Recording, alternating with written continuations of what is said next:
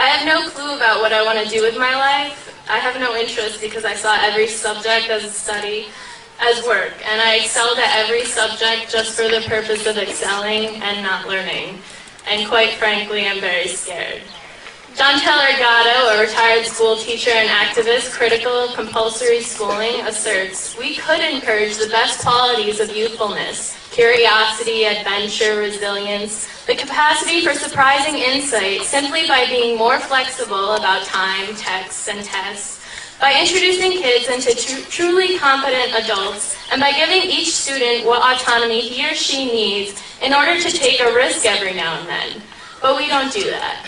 Between these cinder block walls, we are all expected to be the same. We are trained to ace every standardized test, and those who deviate and see light through a different lens are worthless to the scheme of public education, and therefore viewed with contempt. H.L. Mencken wrote in the American Mercury for April 1924 that the aim of public education is not to fill the young of this species with knowledge and awaken their intelligence. Nothing could be further from the truth. The aim is simply to reduce as many individuals as possible to the same safe level, to breed and train a standardized citizenry, to put down dissent and originality. That is the aim in the United States. To illustrate this idea, doesn't it perturb you to learn about the idea of critical thinking? Is there really such a thing as uncritically thinking? To think is to process information in order to form an opinion. But if we are not critical when processing this information, are we really thinking? Or are we mindlessly accepting other opinions as truth? I must retrain myself and constantly remember how insane this ostensibly sane place really is. And now here I am in a world guided by fear, a world suppressing the uniqueness that lies inside each of us. A world where we can either acquiesce to the inhuman nonsense of corporatism and materialism or insist on change. We are not enlivened by an educational system that clandestinely sets us up for jobs that could be automated, for work that need not be done, for enslavement without fervency for meaningful achievement. We have no choices in life when money is our motivational force. Our motivational force ought to be passion, but this is lost from the moment we step into a system that trains us rather than inspires us. We are more than robotic bookshelves, conditioned to blurt out facts we were taught in school. We are all very special. Every human on this planet is very special. So aren't we all deserving of something better? Of using our minds for innovation rather than memorization, for creativity rather than futile activity, for rumination rather than stagnation? We are not here to get a degree, to then get a job so we can consume industry-approved placation after placation. There is more and more still.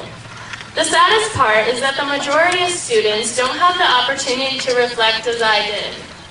The majority of students are put through the same brainwashing techniques in order to create a complacent labor force working in the interests of large corporations and secretive government. And worst of all, they are completely unaware of it. I will never be able to turn back these 18 years. I can't run away to another country with a different education system, perhaps meant to enlighten rather than condition. This part of my life is over, and I want to make sure that no other child will have his or her potential suppressed by powers meant to exploit, his or her potential suppressed by powers meant to exploit and control. Every country on earth at the moment is reforming public education. There are two reasons for it. The first of them is economic. People are trying to work out, how do we educate our children to take their place in the economies of the 21st century? How do we do that? Given that we can't anticipate what the economy will look like at the end of next week, as the recent turmoil is demonstrating. How do we do that? The second, though, is cultural. Every country on earth is trying to figure out, how do we educate our children so they have a sense of cultural identity and so that we can pass on the cultural genes of our communities while being part of the process of globalization. How do we square that circle? The problem is they're trying to meet the future by doing what they did in the past. And on the way, they're alienating millions of kids who don't see any purpose in going to school. When we went to school, we were kept there with a story, which was if you worked hard and did well, and got a college degree, you would have a job. Our kids don't believe that. And they're right not to, by the way. You're better having a degree than not, but it's not a guarantee anymore. And particularly not if the route to it marginalizes most of the things that you think are important about yourself. Some people say we have to raise standards as if this is a breakthrough. You know, like, really, yes, we should. Why would you lower them? You know, I mean, I haven't come across an argument that persuades me of lowering them. But raising them, of course we should raise them. The problem is that the current system of education was designed and conceived and structured for a different age. It was conceived in the intellectual culture of the Enlightenment and in the economic circumstances of the Industrial Revolution. Before the middle of the 19th century, there were no systems of public education. Not really. I mean, you could get educated by Jesuits, you know, if you had the money.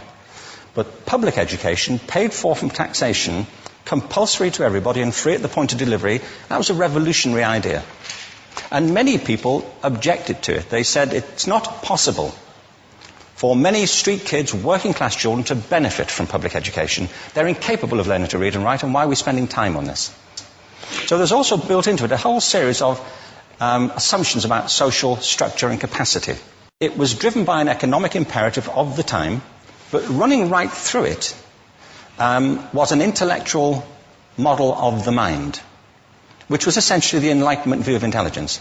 That real intelligence consists in the capacity for a certain type of deductive reasoning and a knowledge of the classics originally, what we come to think of as academic ability. And this is deep in the gene pool of public education, that there are really two types of people, academic and non-academic, smart people and non-smart people. And the consequence of that is that many brilliant people think they're not, because they've been judged against this particular view of the mind. So we have twin pillars, economic and intellectual. And my view is that this model has caused chaos in many people's lives. It's been great for some. There have been people who have benefited wonderfully from it.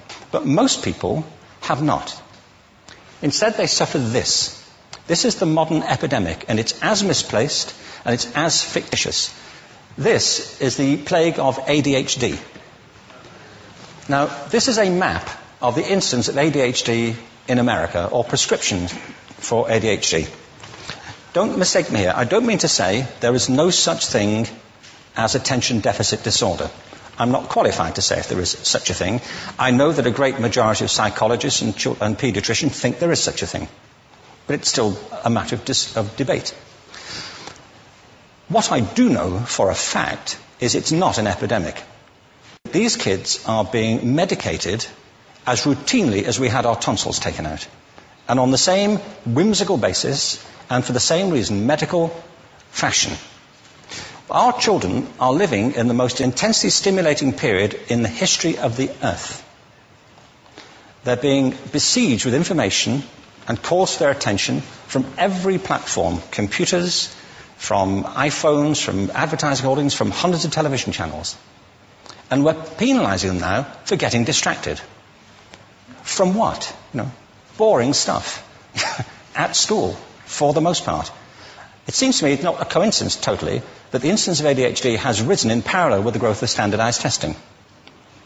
Now, these kids are being given Ritalin and Adderall and all manner of things, often quite dangerous drugs, to get them focused and calm them down. But according to this, attention deficit disorder increases as you travel east across the country. People start losing interest in Oklahoma.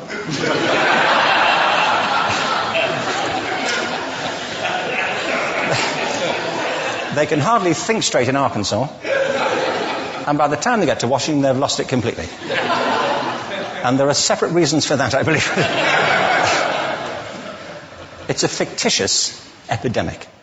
If you think of it, the arts, and I don't say this exclusively of the arts, I think it's also true of science and of maths, but I say about the arts particularly because they are the victims of this mentality currently, particularly.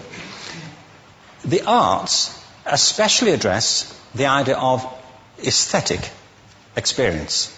An aesthetic experience is one in which your senses are operating at their peak, when you're present in the current moment, when you're resonating with the excitement of this thing that you're experiencing, when you are fully alive. An anesthetic is when you shut your senses off. and deaden yourself to what's happening. And a lot of these drugs are that. We're getting our children through education by anesthetizing them. And I think we should be doing the exact opposite. We shouldn't be putting them asleep. We should be waking them up to what they have inside of themselves. But the model we have is this. I believe we have a system of education that is modeled on the interests of industrialism and in the image of it. I'll give you a couple of examples. Schools are still pretty much organized on factory lines, ringing bells, separate facilities, specialized into separate subjects. We still educate children by batches. We put them through the system by age group. Why do we do that? Why is there this assumption that the most important thing kids have in common is how old they are? It's like the most important thing about them is their date of manufacture. You know what I mean?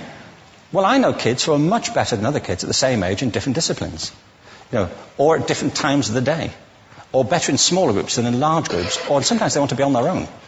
If you're interested in the model of learning, you don't start from this production line mentality. It's essentially about conformity, and increasingly it's about that as you look at the growth of standardized testing and standardized curricula. And it's about standardization. I believe we've got to go in the exact opposite direction. That's what I mean about changing the paradigm. There was a great study done recently of divergent thinking. It was published a couple of years ago. Divergent thinking isn't the same thing as creativity. I define creativity as the process of having original ideas that have value. Divergent thinking isn't a synonym, but it's an essential capacity for creativity. It's the ability to see lots of possible answers to a question, lots of possible ways of interpreting a question, to think what Edward de Bono would probably call laterally, to think not just in linear or convergent ways, to see multiple answers, not one. So, there are tests for this. One kind of cod example would be people might be asked to say, how many uses can you think of for a paperclip? Well, those routine questions. Most people might come up with 10 or 15. People who are good at this might come up with 200. And they do that by saying, well, could the paperclip be 200 foot tall and be made out of foam rubber? Does it have to be a paperclip as we know it, Jim? Now, there are tests for this, and they gave them to 1,500 people. This is in a book called Breakpoint and Beyond. And on the protocol of the test, if you scored above a certain level, you'd be considered to be a genius at divergent thinking. Okay? So my question to you is, what percentage of the people tested, of the 1,500, scored at genius level for divergent thinking? Now, you need to know one more thing about them. These were kindergarten children. So what do you think? What percentage at genius level? 80. 80, okay. 98%. Now, the thing about this was it was a longitudinal study. So they retested the same children 5 years later, ages of 8 to 10. What do you think? 50? They retested them again 5 years later, ages 13 to 15. You can see a trend here, can't you? Now, this tells an interesting story, because you could have imagined it going the other way, couldn't you? You start off not being very good, but you get better as you get older. But this shows two things. One is we all have this capacity, and two, it mostly deteriorates. Now, a lot of things have happened to these kids as they've grown up. A lot. But one of the most important things that happened to them, I'm convinced, is that by now they've become educated. They've spent 10 years at school being told there's one answer, it's at the back. And don't look. And don't copy, because that's cheating. Outside schools, that's called collaboration, but inside schools. Now, this isn't because teachers want it this way, it's just because it happens that way. It's because it's in the gene pool of education. We have to think differently about human capacity. We have to get over this old conception of academic, non-academic, abstract, theoretical, vocational, and see it for what it is, a myth. Secondly, we have to recognize that most great learning happens in groups, that collaboration is the stuff of growth. If we atomize people and separate them and judge them separately, we form a kind of disjunction between them and their natural learning environment. And thirdly, it's crucially about the culture of our institutions, the habits of the institution and the habitats that they occupy.